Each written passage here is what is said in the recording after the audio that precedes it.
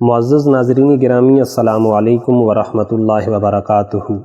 جیسا کہ آپ سب کو معلوم ہے کہ اللہ رب العزت کی طرف سے ایک نہایت ہی مقدس اور بابرکت مہینہ کچھ ہی دنوں کے بعد ہمارے سروں کے اوپر سایہ فگن ہونے والا ہے، جس کو ماہ رمضان کے نام سے مسلمان دنیا جانتی ہے۔ ائمہ تفسیر کے نزدیک رمضان کے روزے مدینہ منورہ میں 10 شوال سن 2 ہجری میں اللہ رب العزت نے مسلمانوں کے اوپر فرض فرمائے ہیں۔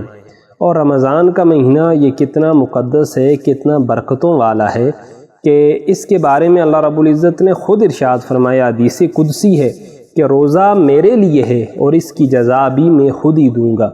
اب اس حدیث کا مفہوم محدثین نے یہ بیان کیا ہے کہ باقی جتنے بھی اعمال صالحہ ہیں ان کی جزا اللہ رب العزت کی طرف سے فرشتے عطا فرماتے ہیں، لیکن روزہ اتنی برکتوں والی عبادت ہے کہ اللہ رب العزت نے اس کو اپنی طرف منسوب فرمایا کہ ایک روزہ دار جب میرے لیے ہر طرح کے دنیاوی کام، ہر طرح کے وہ کام کہ جن کے کرنے سے اللہ رب العزت نے عام حالات میں منع نہیں فرمایا، بیوی کے ساتھ جماع کرنا ہے، دن کو کھانا پینا ہے، لیکن ایک روزہ دار اللہ رب العزت کی رضا کی خاطر دن میں ان سارے کاموں کو جب کرنا چھوڑ دیتا ہے تو اللہ رب العزت نے بھی آگے سے صلہ کیا عطا فرمایا کہ فرمایا اور جتنی بھی نیکیاں ہیں ان کی جزا جنت ہے، لیکن روزے کی جزا جنت کے ساتھ ساتھ دیدار الہی ہے کہ اللہ رب العزت روزے دار کو کل قیامت والے دن جنت میں اپنا دیدار عطا فرمائیں گے۔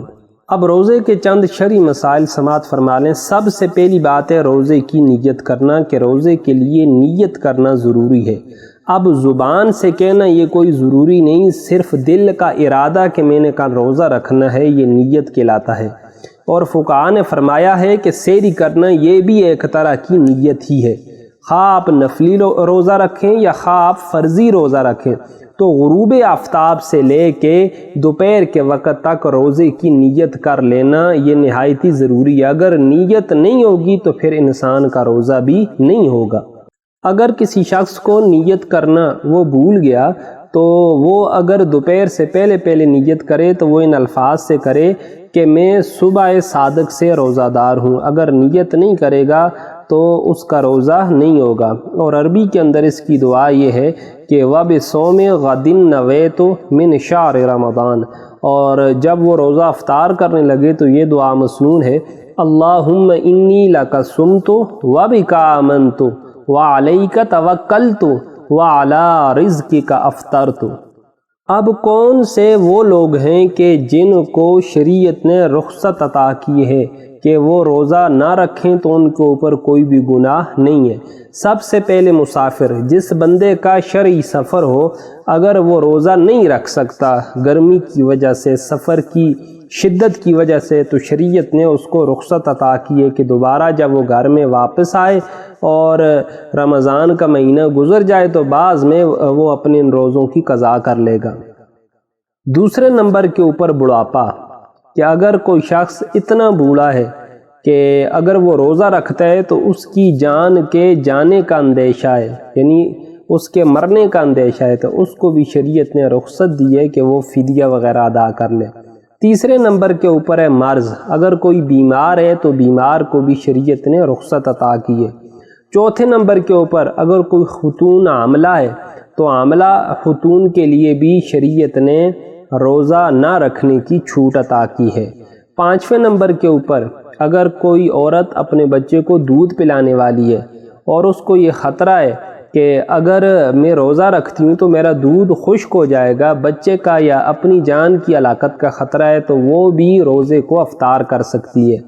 چھٹے نمبر کے اوپر بندے کو اگر اپنی ہلاکت کا خوف ہو اور یقین ہو جائے کہ اگر میرا روزہ نہ توڑا تو میں مر جاؤں گا، تو اس بندے کے لیے بھی افطار کی شریعت نے اجازت دی ہے۔ اور ساتویں نمبر کے اوپر اگر کوئی زبردستی روزہ توڑوا دے تو اس کے لیے بھی شریعت نے رخصت دی ہے۔ آٹھویں نمبر کے اوپر جنون یعنی دیوانگی، پاگل پن کی وجہ سے اگر کوئی بندہ روزہ نہیں رکھتا، توڑ دیتا ہے، تو اس کے لیے بھی افطار کی اجازت ہے۔ نویں نمبر کے اوپر جہاد کے لیے، اگر آپ ایسے موسم میں اللہ کے راستے میں جہاد کے لیے نکلیں، جس طرح فتح مکہ تھی یا غزوہ بدر تھا کہ رسول اللہ صلی اللہ علیہ وآلہ وسلم نے خود صحابہ اکرام کے سامنے روزہ افطار کروایا، تو جہاد کے موقع کے اوپر بھی روزہ افطار کرنے کی شریعت نے اجازت دی ہے۔ اور 10ویں نمبر کے اوپر اگر بندہ بے ہوش ہو جائے اور اس نے روزہ نہیں رکھا تو ایسے بندے کو بھی جو ہے شریعت نے معذور سمجھا ہے۔ اور فطور عقل، اگر عقل انسان کی خراب ہو جائے، معاف ہو جائے، تو ایسی صورت میں بھی اگر ایک بندہ افطار کر لیتا ہے تو شریعت نے اس کو افطار کی اجازت دی ہے۔ اب دوسرا مسئلہ یہ ہے کہ وہ کون سی چیزیں ہیں کہ جن کی وجہ سے روزہ ٹوٹ جاتا ہے، اور ان مسائل کے بارے میں عام عوام کا آگاہ ہونا وہ نہایت ہی ضروری ہے کہ بسا اوقات انسان ان معمولی غلطیوں کی وجہ سے اپنے روزے سے ہاتھ دھو بیٹھتا ہے۔ پہلے نمبر کے اوپر قصدن کھانا پینا، یعنی اگر کوئی بھول کے کھانا کھائے اس کے لیے تو معافی ہے، لیکن ایک بندہ اس کو یاد آ گیا اس کے بعد بھی وہ کھانا پینا اپنا جاری رکھے ہوئے ہے تو ایسے شخص کا روزہ ٹوٹ جائے گا۔ دوسرے نمبر کے اوپر اپنی بیوی سے جماع کرنے والا شخص، ایسے بندے کا بھی روزہ ٹوٹ جائے گا۔ تیسرے نمبر کے اوپر حقہ وغیرہ یا سگریٹ وغیرہ پینے والا شخص اور اپنے تئیں وہ یہ خیال کرے کہ اس کا دھواں میرے حلق تک نہیں پہنچا تو ایسے شخص کا بھی روزہ ٹوٹ جائے گا۔ چوتھے نمبر کے اوپر تمباکو وغیرہ کھانے والا شخص یا نسوار وغیرہ ڈالنے والا شخص، تو ایسے شخص کا روزہ بھی جو ہے وہ ٹوٹ جاتا ہے، خواہ وہ ٹیشو پیپر میں رکھ کے کھائے یا جس طرح بھی کھائے، ایسے کھانے والے کا روزہ جو وہ باقی نہیں رہتا۔ اس کے علاوہ 5ویں نمبر کے اوپر قصدن منہ بھر کے کہہ کرنا، الٹی کرنا، ایسے شخص کا روزہ ٹوٹ جاتا ہے۔ اور 6 نمبر کے اوپر ناک اور کان میں دوائی ڈالنا، ناک اور کان میں دوائی ڈالنے کی وجہ سے کیونکہ اس کی تاثیر ڈائریکٹ معدے تک پہنچتی ہے تو ایسے بندے کا روزہ ٹوٹ جاتا ہے۔ 7ویں نمبر کے اوپر کوئی چیز جو کہ گھل جانے والی ہو، جس طرح کہ نمک ہے، شکر ہے، اس کو اپنے منہ میں رکھ لینا اور پھر اس کا تھوک وغیرہ نگل لینا، ایسے شخص کا روزہ بھی ٹوٹ جاتا ہے۔ اور 8ویں نمبر کے اوپر دانتوں وغیرہ سے اس نے تیلا وغیرہ مارا اور اس سے خون نکلا اور خون بے کے حلق سے نیچے اتر گیا تو ایسے شخص کا روزہ بھی ٹوٹ جائے گا۔ اور 9ویں نمبر کے اوپر کلی وہ بندہ کر رہا تھا، خواہ وہ غسل کر رہا تھا، خواہ وہ وضو کر رہا تھا، اور اس نے بے احتیاطی کی اور اتنا اس نے مبالغہ کیا کہ وہ پانی اس کے حلق سے نیچے چلا گیا تو ایسے شخص کا روزہ بھی ٹوٹ جائے گا۔